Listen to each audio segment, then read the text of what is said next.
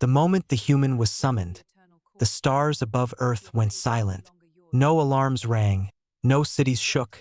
Yet across the galaxy, ancient systems awakened, because something impossible had just been approved. Ethan Cole was an ordinary human by every known measure. He was a deep space systems engineer, trained to repair satellites and monitor signals, not to meet queens or change destinies. On that day, he was alone in an orbital station, floating between blue Earth and endless black, checking a dead signal that should not exist. The signal was old, older than any human technology, yet it spoke in perfect clarity. It did not ask, it commanded. Before Ethan could react, light wrapped around him, not harsh or painful, but warm and heavy, like gravity itself choosing him. The station vanished, Earth vanished, and reality folded inward. When the light faded, Ethan stood on polished black stone that reflected the sky above. That sky was not blue. It was violet, filled with massive rings of light and slow-moving stars. Tall figures stood in rows around him, their forms elegant and powerful, their eyes glowing softly. At the far end of the hall sat the queen. She was not small and she was not gentle. Her presence pressed down on the air itself, making every breath feel important. Golden armor flowed like liquid metal over her body, and a crown of living crystal hovered above her head. Ethan did what humans had always done when facing the unknown. He stood still and observed. The queen spoke, and her voice echoed inside his mind rather than his ears. "Human," she said, "you have crossed a threshold no other of your kind has crossed before." Murmurs spread through the hall. Some were curious, others angry, and a few were afraid. Ethan slowly lifted his head. "I did not come by choice," he said calmly. "But if I am here, then someone wanted me here." The hall grew quiet. The queen's eyes narrowed slightly, not in anger, but in interest. "Your kind is young," she said, "fragile, divided, and loud. And yet," she continued, "you survive where others vanish." She rose from her throne, and with each step forward, the floor glowed beneath her feet. "You adapt," she said. "You resist. You refuse to kneel, even when you should." Ethan felt it then. This was not a meeting. This was a test. The queen stopped a few steps away from him, towering but controlled. "Tell me, human," she asked, "what does your species value most?" Ethan did not answer immediately. He thought of Earth, of wars and kindness, of fear and hope, of people who broke and rebuilt again and again. "We value choice," he said, "the right to decide who we become." A ripple moved through the gathered aliens. Some looked shocked, others offended. The queen smiled, just slightly. "Then you understand why you are here," she said. With a gesture of her hand, an image appeared in the air. It showed a young alien woman, her posture strong but her eyes uncertain. "She is my daughter," the queen said. "She will rule after me." The image shifted, showing warships burning and entire systems collapsing. "Our empire stands at the edge of extinction," the queen continued. "Enemies surround us, and tradition binds us." She looked directly at Ethan. "To unite the old powers, my daughter must marry. But every candidate seeks control, not balance." The hall fell into deep silence. Then the queen asked the question that would echo across galaxies. "Are you ready?" she said slowly. "To become my daughter's husband, human?"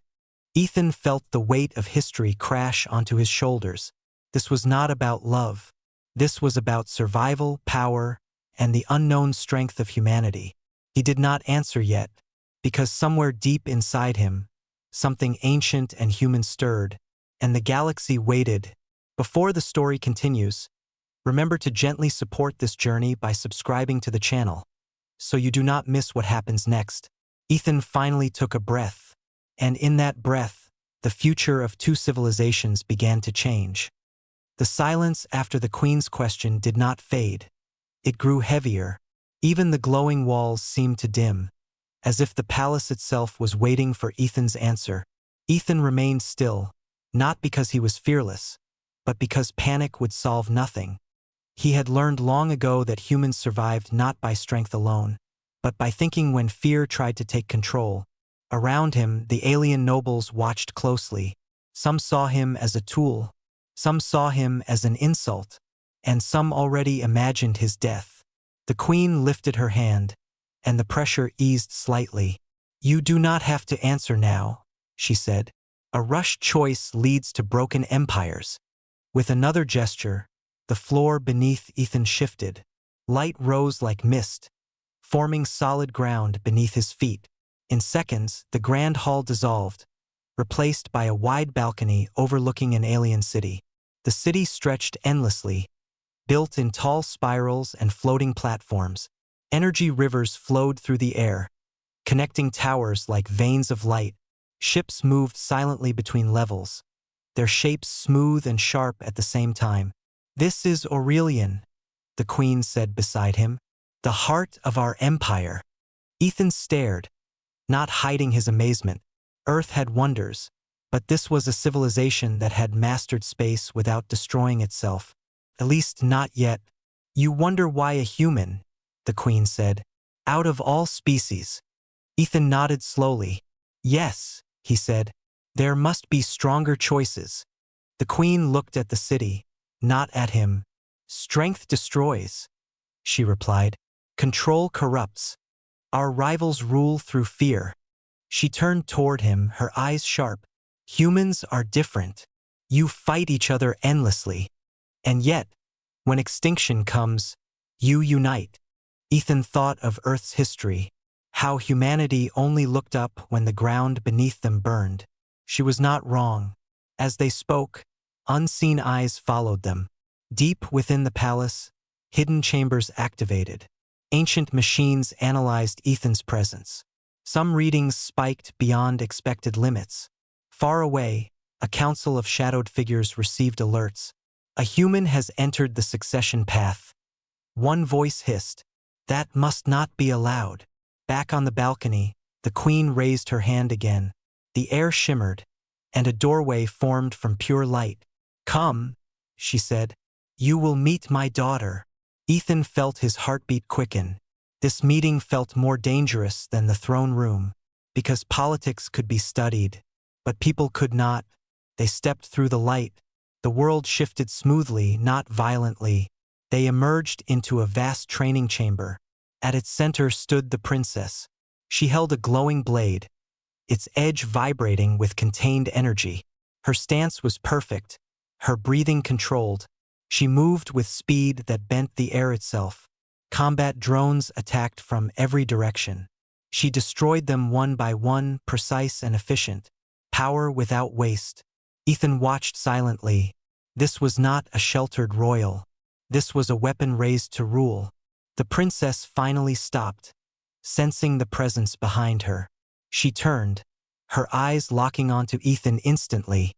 For a brief moment, neither spoke. "You are smaller than I expected," she said, her voice calm but cold, "and louder than your silence suggests." Ethan almost smiled. "I get that a lot," he replied. The queen observed closely. This was another test. The princess circled Ethan slowly, studying him. "You smell like fear," she said, "but not weakness." Ethan met her gaze. "Fear keeps us alive," he said. "We just do not let it choose for us." Something flickered in her eyes, surprise or curiosity. Before she could respond, alarms echoed through the chamber. Not loud, but deep and urgent. The queen's expression hardened. "They move faster than expected," she said. The princess turned sharply.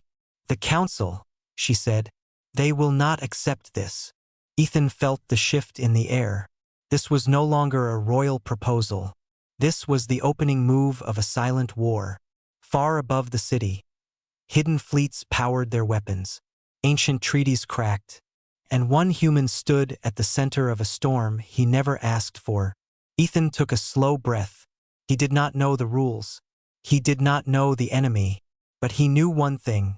Humanity had never survived by stepping back. The alarms did not scream. They pulsed, slow and heavy. like a giant heartbeat warning the city of danger. The princess turned toward the queen, her jaw tight. "They are calling an emergency council," she said. "That means they already chose a side." Ethan looked between them. "Who are they?" he asked. "And why does it feel like I just walked into a trap?"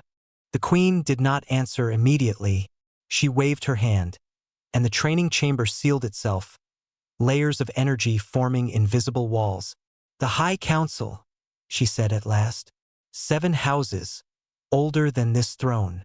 They claim to protect balance." Her voice hardened. "In truth, they protect their power." Far away, inside a dark circular chamber, the High Council gathered. Their forms appeared as tall shadows wrapped in shifting light. At the center floated a single symbol, the Empire's crest, cracked down the middle.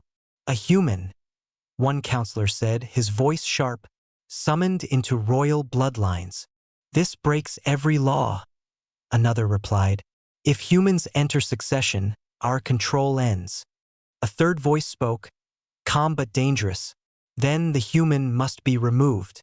Back in the palace, the princess walked toward Ethan, stopping closer than before. "You should leave," she said quietly.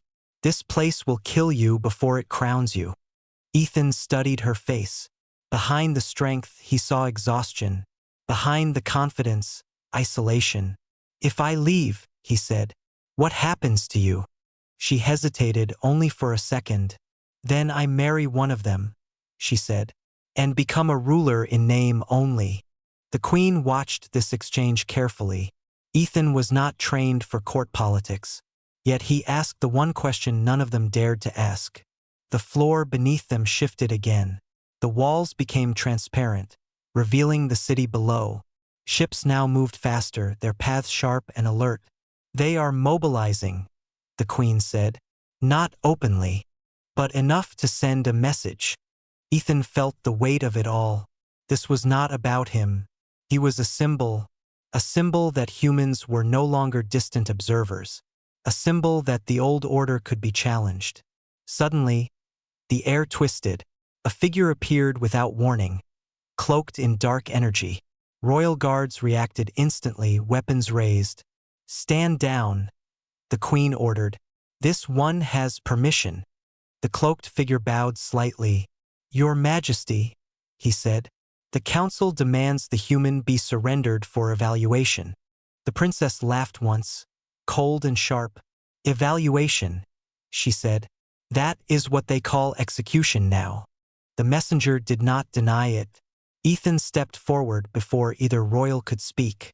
"What happens if I refuse?" he asked. The figure turned toward him.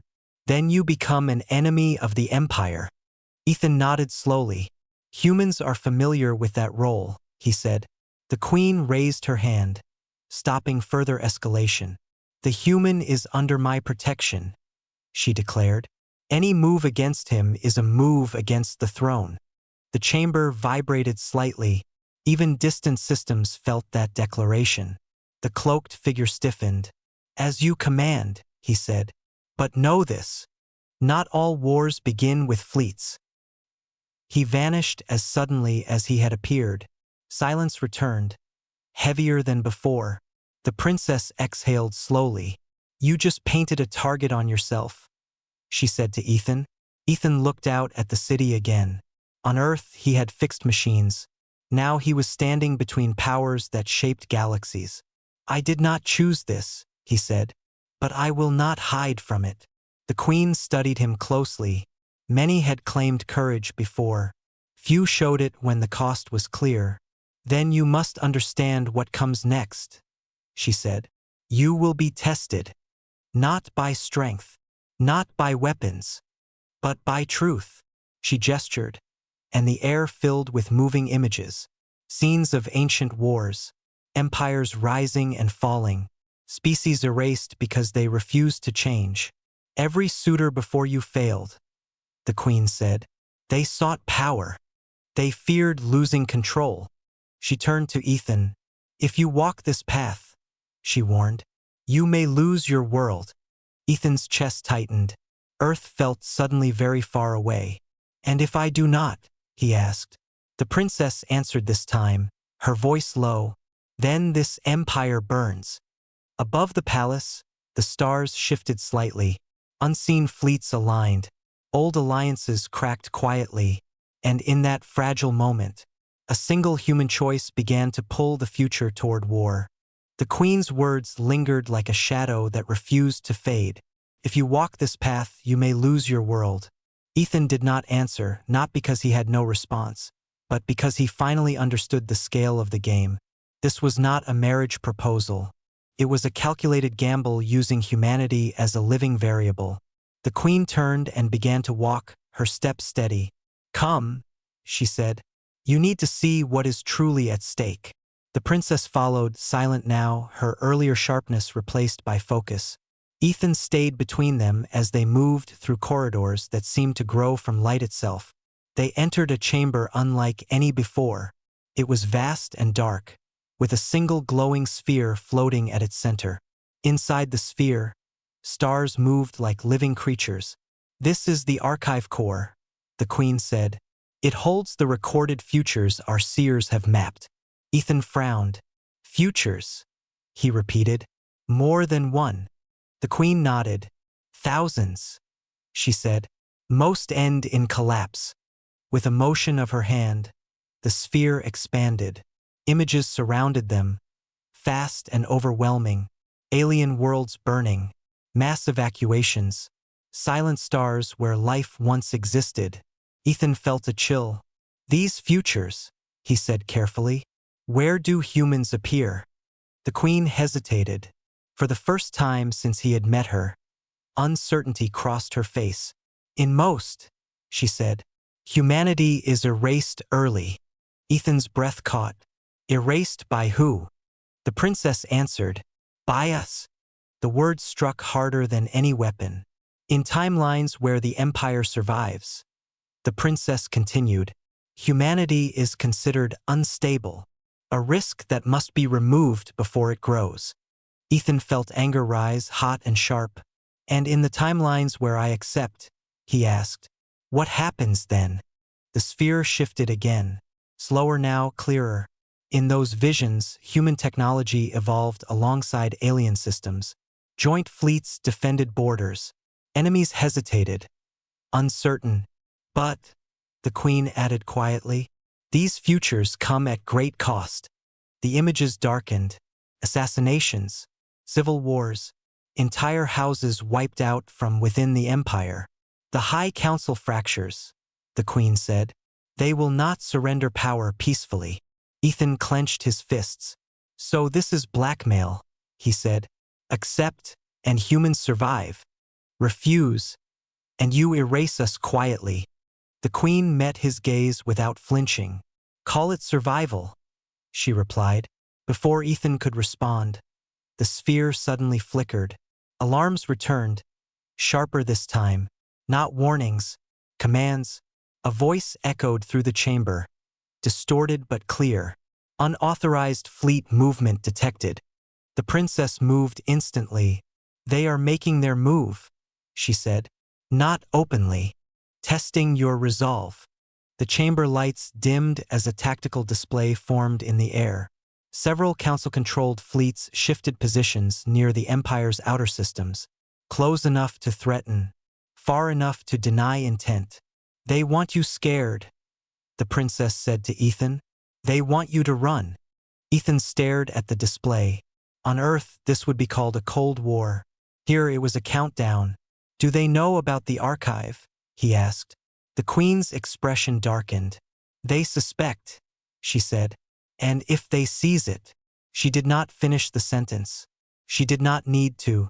Suddenly, the room shook, not violently, but enough to feel real. A distant impact echoed through the palace. "Minor breach," a system voice announced. "Defense drones engaged." The princess turned sharply toward Ethan. "This is no longer theory," she said. "They are willing to spill blood." Ethan took a slow breath, grounding himself.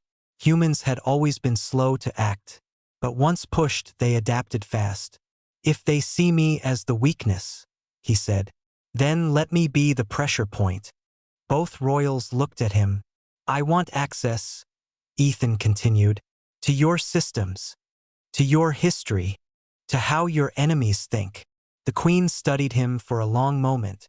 "You plan to fight without weapons," she said. Ethan nodded. "That is how humans survive giants." Another tremor ran through the palace, stronger this time. Somewhere, far beyond the walls, a line had been crossed. The queen finally spoke, her voice steady but heavy. "Very well, human. If you walk this path," she said, "there is no return." Ethan looked once more at the stars trapped inside the archive core, then at the princess, who was watching him with something close to respect. "Humans," he said quietly, "never evolved to turn back." And as distant fleets aligned and ancient powers prepared for betrayal, the Empire took its first irreversible step toward war. The decision, once spoken, changed the rhythm of the palace. Lights shifted to deeper tones, security fields strengthened, and every corridor began to whisper with silent urgency. Ethan was no longer a guest. He was a variable, and variables frightened empires. The queen granted him limited access at first, not out of distrust but caution. "You will see what no human has ever seen," she warned, "and what many of my own people were never meant to know." They led Ethan into a sealed command vault buried deep beneath the palace. The air felt older here, heavy with history and secrets. Massive crystal interfaces rose from the floor, alive with flowing symbols. "This is where the council believes they control us," the princess said. "But they do not know everything." Ethan approached one of the interfaces. The system reacted instantly, its patterns shifting as if sensing his presence. To everyone's surprise, the symbols slowed, then stabilized. "That should not happen," one of the royal technicians whispered. Ethan frowned. "It is not reading me as a threat," he said. "It is reading me as unknown." The queen's eyes narrowed thoughtfully. "Continue," she said. As Ethan studied the data streams, something unsettling became clear. The High Council was not just resisting change. They were planning a controlled collapse.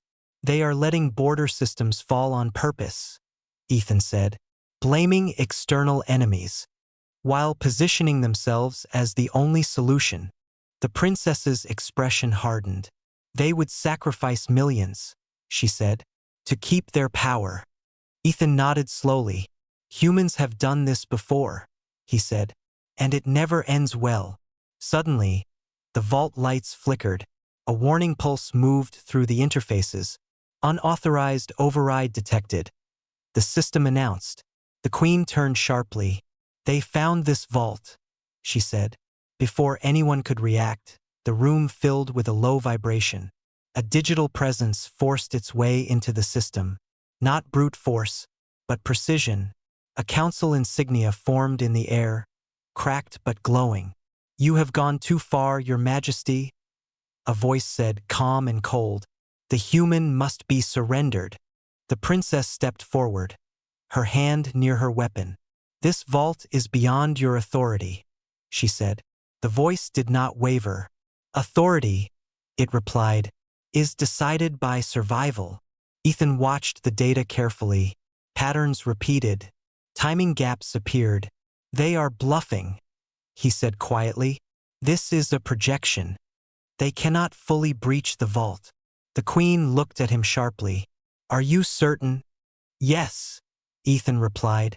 "They are testing reactions." As if angered by his analysis, the projection intensified. "Human," the voice said, "you do not belong here. Your species is chaos." Ethan leaned closer to the interface. "Chaos is just change you cannot control," he said. For a brief moment, the system paused. The projection flickered. The princess noticed it too. "You disrupted it," she said. Ethan exhaled slowly. "I did not fight it," he replied. "I confused it." Alarms suddenly screamed throughout the vault. This time, there was no calm tone, only urgency. Multiple breaches detected. The system announced. Internal sabotage confirmed. The queen clenched her fists. They have allies inside the palace, she said. The lights cut out completely. Emergency fields activated, bathing the room in red light. From the shadows, movement, not council projections, real figures. Elite enforcers emerged, weapons humming softly. Their armor bore no insignia, but everyone knew who sent them. The princess moved instantly, positioning herself in front of Ethan. "Stay behind me," she ordered. Ethan's heart raced. He had no weapon, no armor, only his mind. He scanned the room quickly. Energy conduits, power nodes, patterns. "Your vault defenses are predictable," Ethan said urgently. "They expect resistance, not redirection." The queen looked at him, understanding flashing in her eyes. "What do you need?" she asked.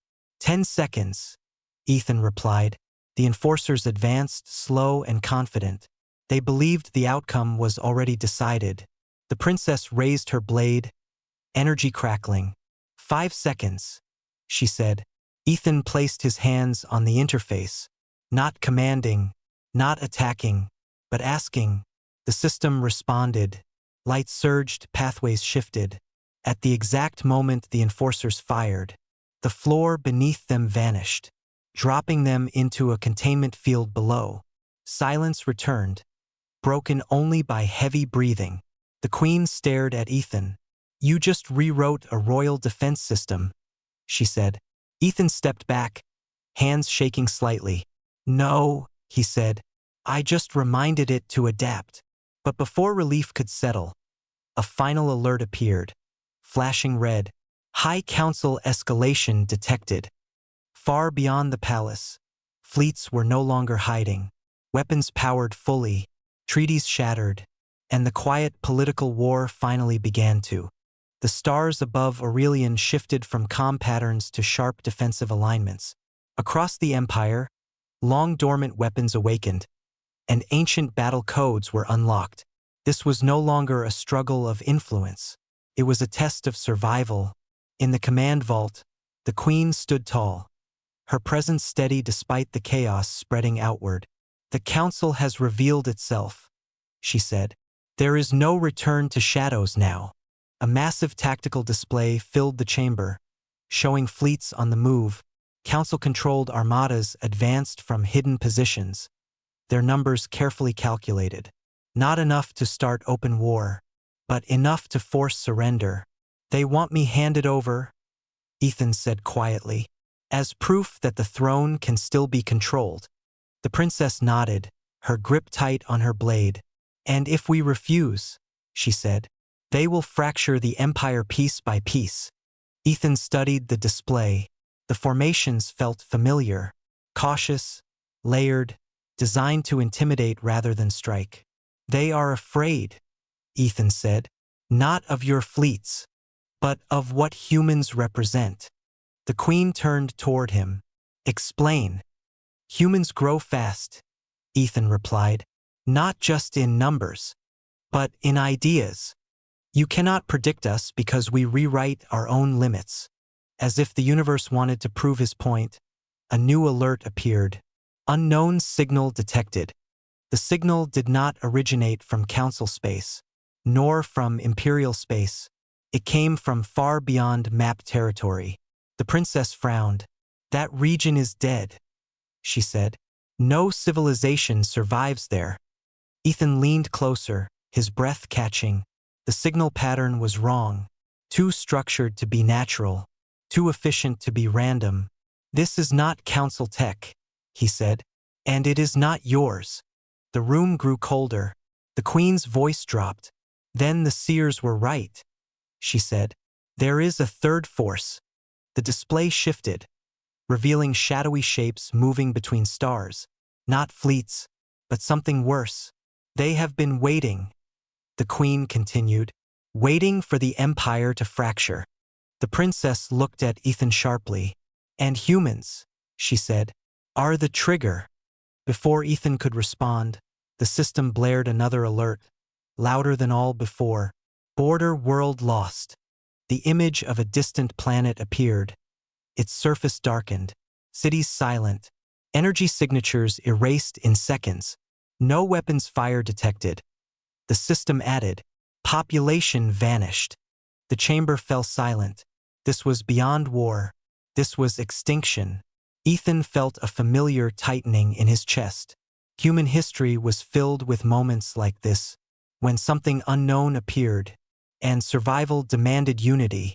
They do not want territory, Ethan said slowly. They want absence. The Queen closed her eyes briefly. Then every delay has cost lives, she said. She turned to Ethan, her gaze sharp and resolute. You said humans survive giants, she said. Show me. Ethan straightened, fear and resolve mixing into something stronger. Humans do not win by matching strength, he said. We win by changing the rules. He pointed to the display. Your fleets are built to fight known enemies. These things are unknown. The princess caught on quickly. So we stop thinking like rulers, she said, and start thinking like survivors. Ethan nodded. Share everything, he said. No secrets between species. No hidden chains. The Queen hesitated for only a heartbeat, then nodded. Do it, she commanded. Across the Empire, restricted archives unlocked. Human scientists on distant Earth suddenly received impossible data. Alien engineers stared at human war simulations that ignored tradition. The Council reacted instantly. They broadcast threats, declared the throne compromised. But it was too late. The human variable had spread. As the third force advanced silently, erasing worlds without sound, something new began to form. Not an alliance, but a fusion. Ethan watched the stars with clenched fists. This was no longer about marriage or crowns. This was about whether the galaxy would learn to adapt or vanish. Part 7. The galaxy did not end in fire. It ended in silence. Across dozens of systems, stars still burned, planets still turned. But life held its breath, waiting to see if it would be erased next. The third force moved like a shadow with purpose. No speeches, no demands, only absence where worlds once lived. In the heart of Aurelian, Ethan stood before a gathering unlike any before. Human scientists appeared as holograms, tired but focused. Alien commanders stood beside them, no longer hiding distrust. Fear had done what politics never could. It had united them. They erase patterns, Ethan said, his voice steady despite the weight he carried. They do not conquer. They reset. A human scientist nodded. Like a cosmic cleanup. The princess stepped forward, her armor marked from battles that never officially happened. Then how do we fight something that does not want to rule? She asked. Ethan looked at her, then at the Queen. You do not fight it directly, he said. You make it fail its purpose. He brought up the final projection. A network of stars, humans and aliens intertwined through shared systems. Shared signals, shared chaos. It looks for order to erase, Ethan continued. So we become unpredictable.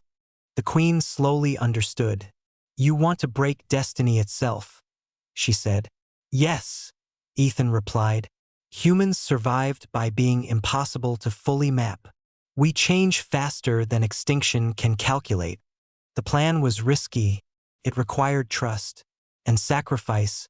Human worlds opened their systems completely. Alien empires shared technologies they had guarded for millennia. The old rules collapsed, not in war, but in choice. The High Council tried one last move. They broadcast a message across the empire, declaring the Queen unfit, declaring Ethan a parasite. But no one listened, because while they spoke, another border world survived. The Shadow Force entered, paused, and retreated, confused by overlapping signals, chaotic defenses, and evolving patterns. For the first time, extinction hesitated. The princess stood beside Ethan on the highest balcony of the palace. Stars reflected in her eyes. You were never meant to be my husband, she said softly. Ethan nodded. I know. You were meant to be a bridge, she continued, between what we were and what we must become. Below them, the city glowed brighter than ever, not because it was safe, but because it chose to stand together. The queen watched from a distance. Her empire forever changed. She had ruled through tradition. Now she ruled through trust. When the final reports arrived, they did not announce victory. They announced survival. The third force did not vanish, but it slowed, watching, learning, and for the first time in countless cycles, the galaxy was no longer predictable. Ethan prepared to return to Earth, not as a conqueror, not as a king, but as a messenger. Before he left, the princess placed a hand over her heart. "You will always have a place here," she said. Ethan smiled, tired but sincere. "Humans do not settle easily," he replied, "but we never forget who stood with us." As light wrapped around him once more, carrying him home, the queen spoke words that echoed far beyond the palace. "Let it be recorded," she said, "that humanity was not summoned to kneel, but to remind the stars how to adapt." On Earth, skies remained blue. People lived unaware of how close the universe had come to forgetting them. But somewhere between stars and choices, a new age had begun, not ruled by fear, not bound by old crowns, an age where survival belonged to those brave enough to change.